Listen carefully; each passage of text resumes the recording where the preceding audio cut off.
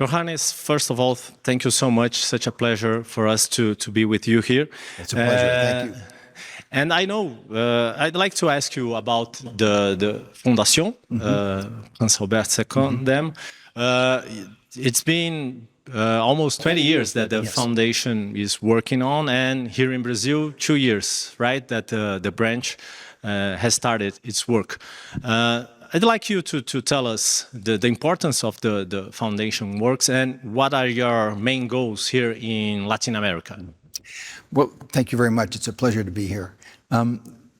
I created the foundation in 2006, so almost 20 years ago. We will be celebrating the 20th anniversary of the foundation next year.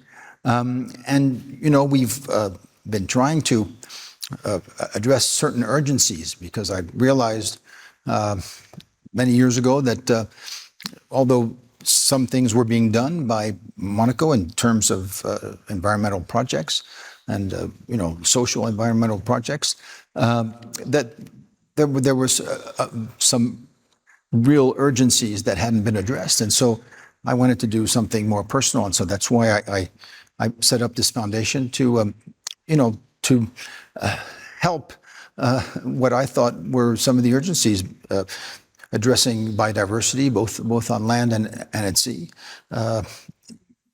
addressing the water issues, trying to bring fresh water to different communities and freshwater ecosystems, to the energy issue, so to promote clean energy and renewable energies around the world, you know, in the prospect of addressing the larger climate change issue, and then to you know, to help identify and accompany the next generation, to empower them and to not only in terms of education and but in terms of possibilities. And so that's why we have a very exciting program that I will address later on. But and so we answer different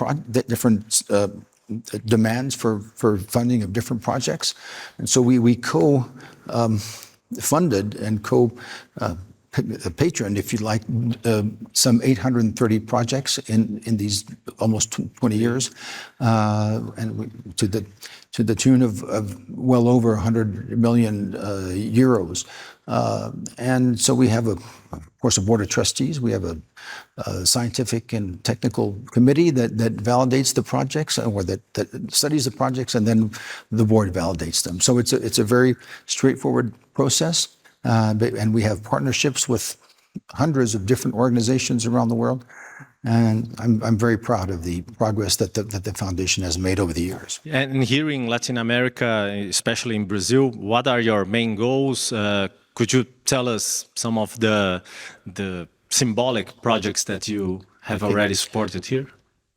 We have the Latin American branch that we are installing now, although their work has already started, but we are officially launching it, if you like, during my stay here in Brazil.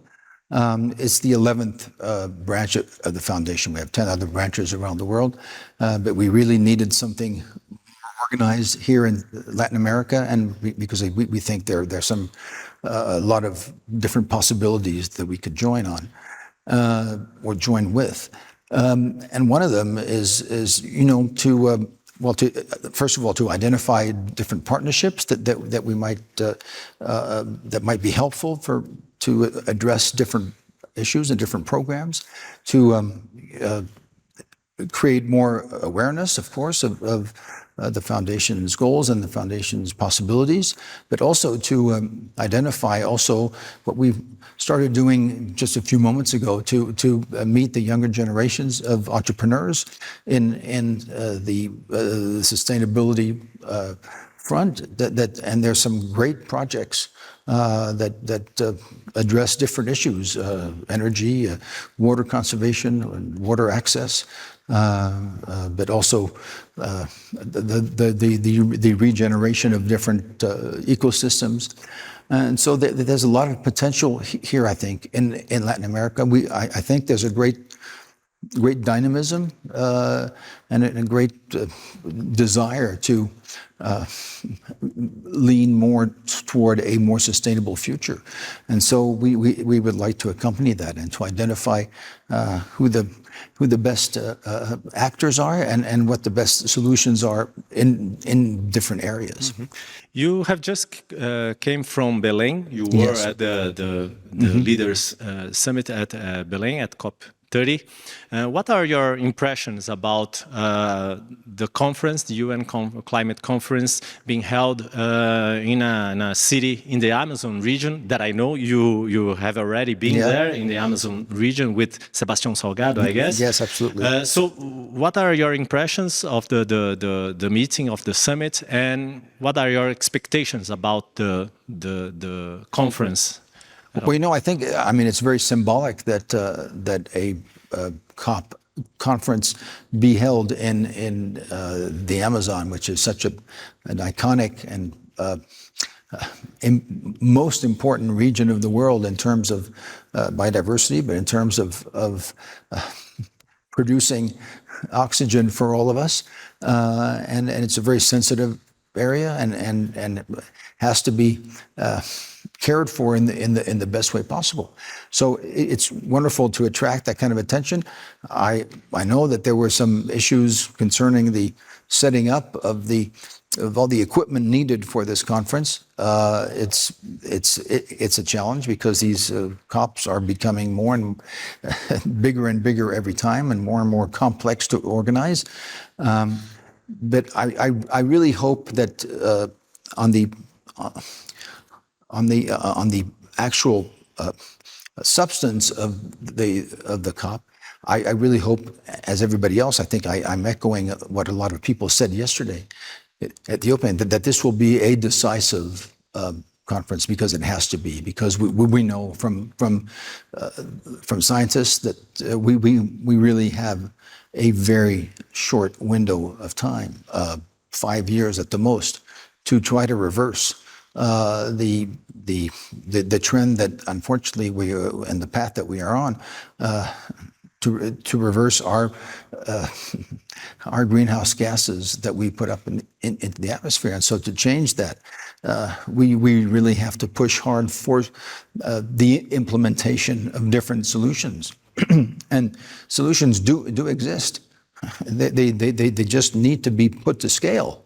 And that's what a lot of people don't understand, is that it's disruptive and it's going to cause problems in our economic model. But knowing what we know now, we have to go toward that way. It's the cost of inaction that will be greater than the cost of action.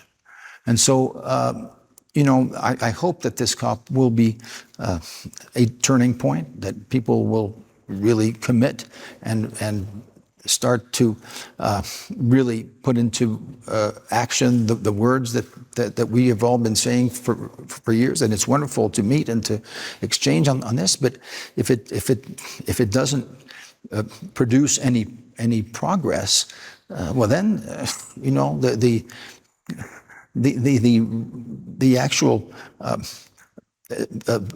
reason for COPs will have to come into question, because if it's just to stay at the status quo and to not progress on our commitments, we have to question ourselves whether it's still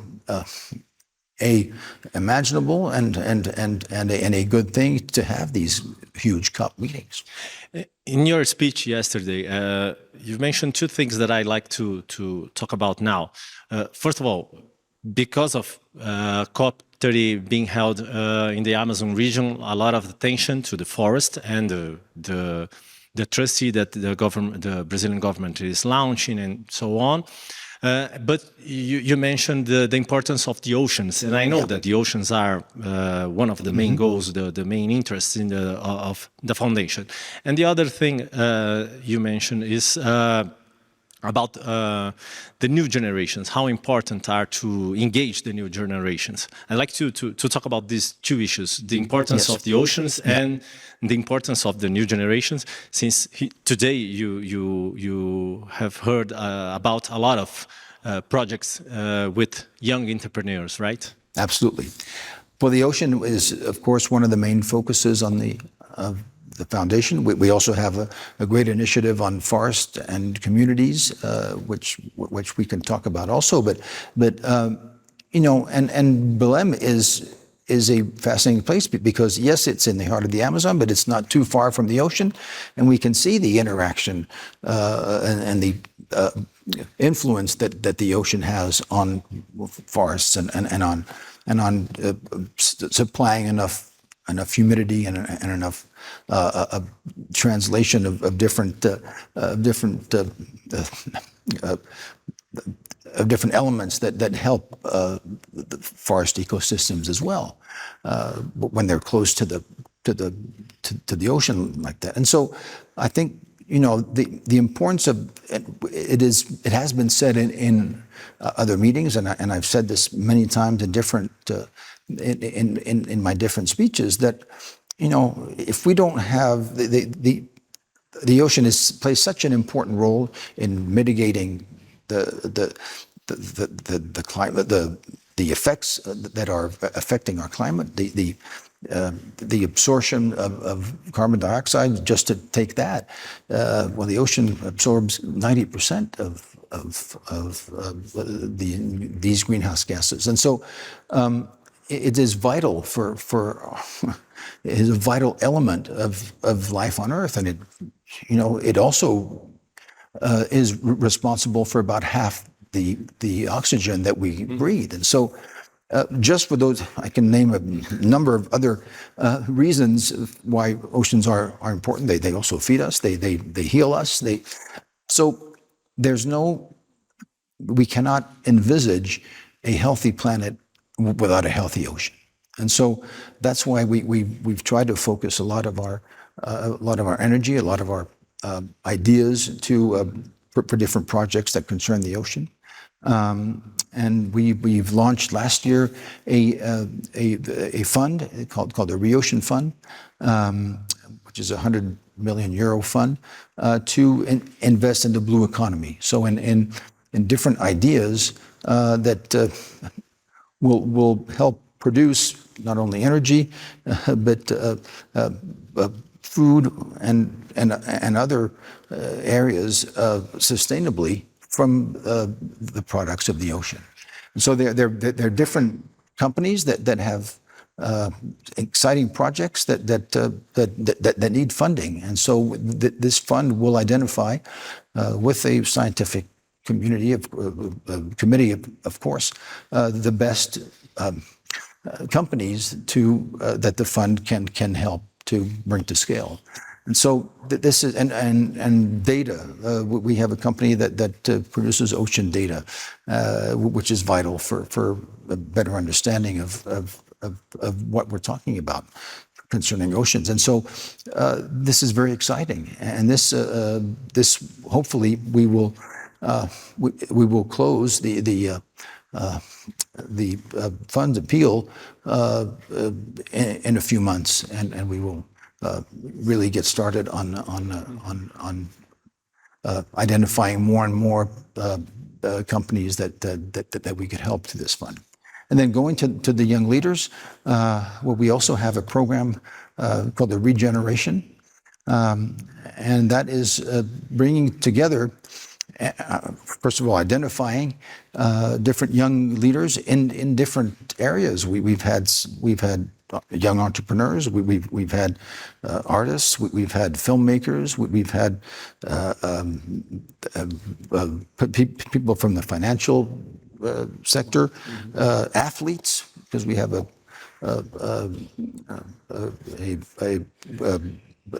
an agreement with the International Olympic Committee to identify young prominent athletes that are interested in sustainability and in helping in these endeavors. So we bring these. It's every year there's a different class, if you want, of young leaders, and we put them through a program where they meet different scientists, different specialists in different areas, to learn more about not only about what the foundation does, but about the big issues concerning environmental awareness, protection, and and sustainable practices. And then they come to Monaco, but they go also to different parts of Europe, so over several weeks. And then this creates a network of like-minded young entrepreneurs or young people that want to, be influential in whatever area they can to address these and to help other people understand better what sustainability and what a more sustainable world can look like. One last question for you, Your Highness. What are hence you have been so many times here in Brazil, how do you feel that the Brazilian people are concerned and engaged about the environmental question? How do you think this is a issue that our people are aware and are doing our best to compromise with it? It seems to me that there's a lot of awareness here in Brazil. There's still, unfortunately, practices that can be frowned upon and all that. I know there's still a lot of deforestation going on, a lot less than before, and I'm sure there's some other practices that I don't know about in terms of pollution. In terms of we didn't talk about plastic pollution, but that's a huge issue that we are also trying to address. But it's such a huge problem, especially ocean pollution, plastic pollution in the ocean. But I think there is a great awareness here. I think there's a great willingness to try to introduce best practices and in a more sustainable way. But I've noticed that also in other countries. I was able to visit Paraguay also on this trip, and they are also moving a lot toward different, very exciting projects in terms of a more sustainable energy practices. So I think that there's still probably a long way, but if we can help in this process, we would be very happy to do so with the foundation. All right. Your Highness, thank you so much. Such a pleasure. Enchanté. Thank you. Hope we can make a lot of new interviews in the future. Thank you very much. Muito obrigado. Obrigado.